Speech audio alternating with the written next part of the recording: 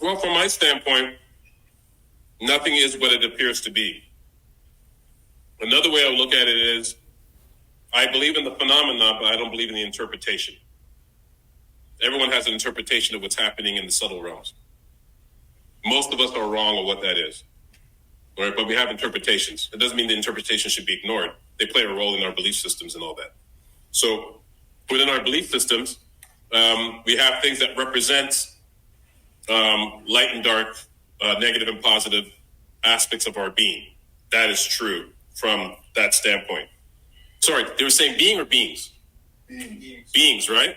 So I don't know how many people here has had an experience where you had an experience with a positive or a negative encounter with a type of being. I don't know if that's ever happened to you. That's happened to me. Sleep paralysis?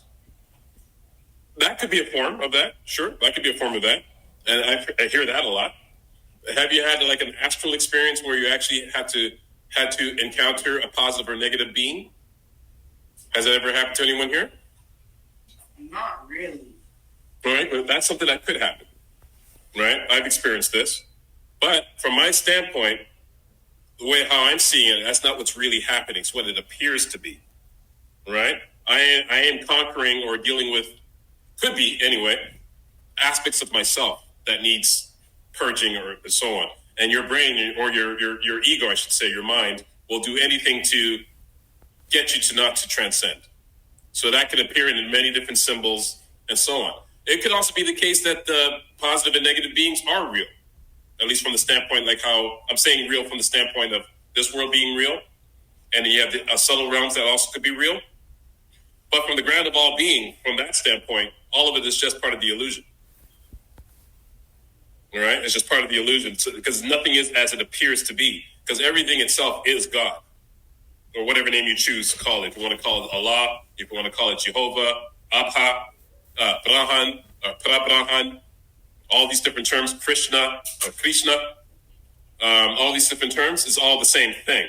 And it's appearing to be all these different things because it has nothing else to do, because there's not, it's all there is, right? So because it's all it is, it creates a reality or creates many different realities. And all these realities, no matter how much they appear to be, is not what's actually happening. It's what it appears to be. So when people talk to me about beings, I can acknowledge them because I experienced them myself. I've encountered them many times. But I see them as different aspects of myself. So I'm encountering beings, positive and negative beings, who may or may not be different facets of my being. Right? It's one way to look at it. But remember I said, I believe in the phenomenon, not the interpretation. So I don't even believe my own interpretation of that. So you hear what I'm saying? So it's not like I have a different view about somebody else's view versus my view. I'm saying including my view needs to be challenged. Right? Because I believe in the phenomena. I know the phenomena is happening. What is it? This is what my ego, this is what my mind is telling me what it is, based on my belief systems, based on a whole bunch of different factors why we have belief systems, because they're important. It doesn't mean that's what is happening. That's the difference. So it's about you going deep inside yourself and strip away the layers until you strip away all positive, negative beings. You strip away all that, and all you come to at the end of the day is the ultimate self. And the ultimate self is itself finding its way back to itself. Within time, anyway. Because the ultimate being is even beyond time. Right? But within time, because the ultimate being is also manifesting what we call space and time, it's doing that to find its way back to itself, because what the ultimate self is doing is playing the role of being the opposite of itself until it finds its way back to itself again. Just for fun. There's nothing else to do. Right? Because it's the only thing that exists.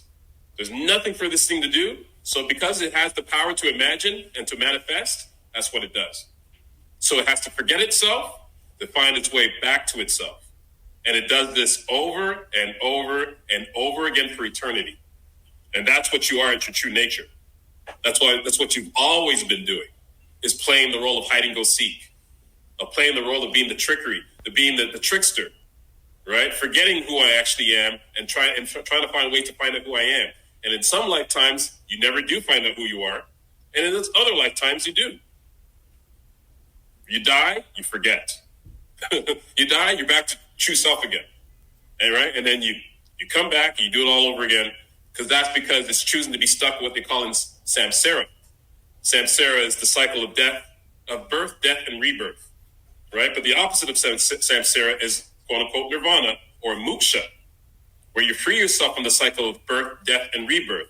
But when you realize that you are now moksha, because you're not just free from it, you realize the very thing you're freeing yourself from, you are that very thing you're freeing yourself from, right? Samsara and nirvana or moksha are exactly the same thing. So you can get to the point where you free yourself from samsara, the cycle of birth, death, and rebirth, yet at the same time you will always be samsara and you will always be nirvana because they're just two sides of the same coin. You can't escape it because there's nothing for you to escape because all there ever been was you. Not as an individual, per se, because that's the act, that's the play, that's the design that it creates because it has the power to do so, but as the ultimate self or the no self. Because when the Buddhists talk about the no self, and then the Hindus talk about the self, the ultimate self, they're talking about the same thing from two different sides of the same thing. Because again, the phenomena is true. Our interpretations aren't, including my own. So everything I'm saying is bullshit. My interpretation is not the true interpretation. It's not the true thing that's happening. It's just an interpretation that I'm coming up with. But it is the truth. You can look at it that too. It is at the same time the truth because it's coming from the same source. Right. Right. I asked them, what is the purpose to this? It goes back to that stillness I spoke about earlier. Being still. Everything that is happening in the entire universe is part of the whole deal. Whether I'm wrong or right or in between, all of that is part of the existence itself, and that's what it chooses to do because it's from its standpoint, it's fun. It's what? It's fun from its standpoint. Childlike nature. It's just fun to do. It's the only thing that exists. It does it because it can't be harmed by it. You can't kill it. Death, birth, and rebirth are just illusions from its standpoint. So it chooses to forget, to come back to the realization that this stuff is all made up. But when I say made up, I'm not saying it's not true. It's just made up. Right? So it dies, and then it realizes, oh, shit, I can't die. Oh, wow. I'm back to my ultimate self again. You know what? I'm going to play for the next trillion years. I'm going to do this. And it just continues to do that over and over and over again, in and out. It just never stops. It's always been doing it. It always will be doing it. There's no way out of this. That's just what it does. And when it comes to the realization of that's what's happening. So in the moment of the realization, truth is truth. The moment I come out of it, it's only my interpretation. But the interpretation is still valid or invalid. It's just things for it to do.